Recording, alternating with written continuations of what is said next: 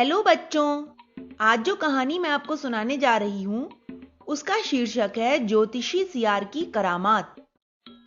एक बार भासुरक सिंह अपने राज दरबार में बैठा था।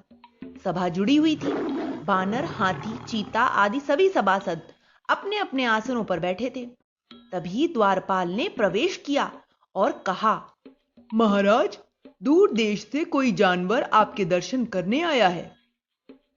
सिंह ने उसे अंदर बुलाने की आज्ञा दे दी। द्वारपाल रीछ उसे लेकर अंदर आया। आगंतुक एक सियार था। एक गेरुए रंग के वस्त्र पहने था। उसके माथे पर लंबा सा तिलक लगा हुआ था। गले में बड़े बड़े काले दानों की माला पड़ी हुई थी। वेशभूषा से वह पंडित लग रहा था। कहिए, आपका आगमन कहां से हुआ है? आपका शुभ नाम क्या है? आप क्या कार्य करते हैं?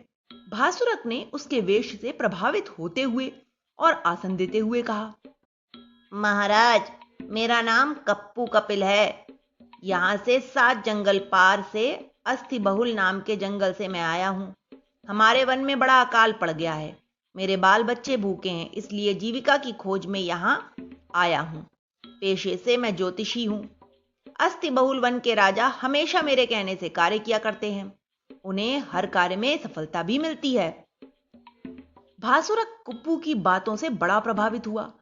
उसने हाथ जोड़कर उसे प्रणाम किया, फिर अपना हाथ आगे बढ़ाकर बोला, पंडित जी, मेरा हाथ देखकर भी कुछ बताइए। असल में भासुरक बड़ा आलसी था। वह पड़ा पड़ा खाता रहता था। वह सोचता था कि परिश्रम करने से क्या लाभ, भाग्य में जो होगा वह मिलेगा। कपिल से यह जानना चाहता था कि उसको जीवन में धन और सुख कैसे और कब मिलेगा, और नहीं मिलेगा तो क्यों नहीं मिलेगा। कुप्पू तो पहले से ही भासुरक के विषय में जानता था। उसने भासुरक का हाथ अपने हाथ में लिया, नाक पर चश्मा चढ़ाया और ध्यान से देखने का ढोंग रचने लगा। 2-4 मिनट तक वह मुंह से धीरे धीरे कुछ बुदबुदाता रहा और सिर हिलाता रहा। अब सिंह से न रहा गया। वह बोला, जोर से स्पष्ट बताइए। राजन, आप तो बड़े ही प्रजावत्सल, न्यायप्रिय हैं, परोपकारी हैं, दूसरों के लिए सर्वस्व त्यागने वाले हैं। कुप्पू ने सिंह की प्रशंसा के पुल बांधने प्रारंभ कर दिए। सिंह अपनी तारीफ सुनकर खुशी से फूलकर कुप्पा होने लगा। अपनी मूंछ को जोर जोर से हिलाकर प्रसन्नता व्यक्त करने लगा। कुप्पू ने मंत्री, सेनापति आदि के विषय में भी पहले से ही पता कर लिया था। राजा का भी हाथ देखकर उसने सभी के विषय में सच सच बात बता दी। अब तो वे सभी मंत्रमुग्ध से देखते ही रहे। सभी उसकी योग्यता की बड़ी प्रशंसा करने लगे। सारा दरबार वाह वाह कर उठा। बताते बताते कुप्पू अचानक रुक गया। भासुरक ने सोचा, ना जाने क्या बात हुई। उसने कहा, बताइए, आप बताते जाइए। छोड़िए राजा जी, हकलाते हुए कुप्पू कपिल ने कहा और राजा का हाथ छोड़ दिया। अपना चश्मा भी उतारकर थैले में रख लिया। सिंह घबरा उठा। उसे लगा कि न जाने क्या बात हो गई है। वह जल्दी जल्दी बोला, क्या बात है आखिर? हमें भी तो कुछ बताइए। बात कुछ ऐसी ही है, आपको विश्वास ना होगा। आप मुझ पर व्यर्थ ही कुपित होंगे। भगवान ना करे कि ऐसा हो। कुप्पू बड़ा गंभीर और उदास होते हुए बोला, अरे, जो कुछ भी है उसे निसंकोच होकर कहिए। भासुरक घबराया सा बोला, क्या बताऊं राजन? अरे, यह बात भी मुझे अपने मुंह से ही बतानी थी। बात यह है, कुप्पू हकलाते हुए कहने लगा, आपके राज्य पर घोर विपत्ति आने वाली है। यदि आपके राज्य में 2-4 दिन में आसमान में धनुष दिखाई देगा तो सभी बर्बाद हो जाएंगे। घोर तबाही आएगी। अरे, मेरे भाग्य में यह देखना भी बदा था। ऐसा कहकर कुप्पू सियार झूठे आंसू बहाने लगा। यह सब सुनकर तो भासुरक बड़ा ही घबरा उठा। कांपती आवाज में वह बोला, इससे बचने का कोई उपाय बताइए महाराज। उपाय तो एक ही है। अपने माथे पर हाथ रखता हुआ सोचने की मुद्रा में कुप्पू बोला, वह यह है कि जैसे ही धनुष दिखाई दे तो आप जंगल के सभी जानवरों को लेकर यहां से निकल जाएं। यहां से उत्तर दिशा में आप चलते जाएं। 10 मील चलने के बाद जो भी जंगल मिले उसी में बस जाएं। वहां आपकी बहुत अधिक उन्नति होगी।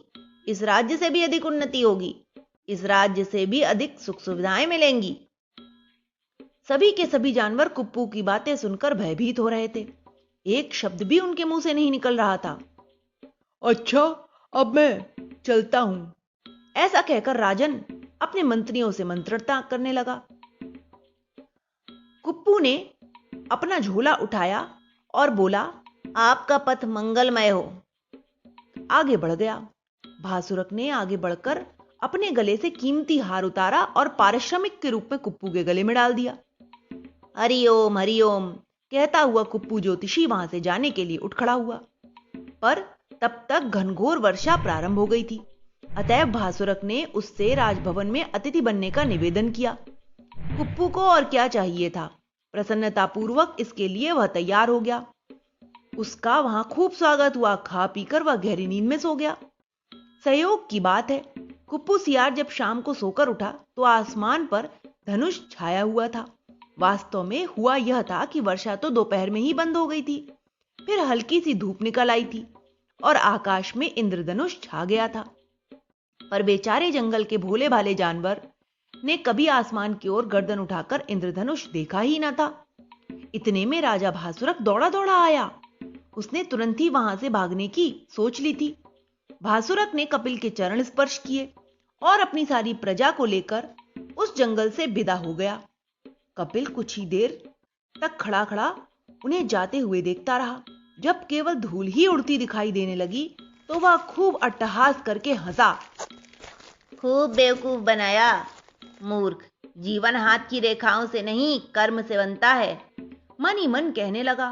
फिर सोचने लगा कि जो पुरुषार्थ में नहीं भाग्यवाद में विश्वास रखते हैं, ज्योतिषियों के चक्कर में पड़ते हैं, उनका यही नतीजा होता है। मैंने आज खूब उल्लू सीधा किया। ऐसा कहकर सियार जोर जोर से ताली बजाकर नाच उठा। फिर वह तुरंत दौड़कर गया और रात में ही अपनी पत्नी और अपने बच्चों को लेकर उस जंगल में आ गया। सभी जानवरों के घर पूरे सामान से भरे पड़े थे। वह सियार वर्षों तक वहां आराम से रहा।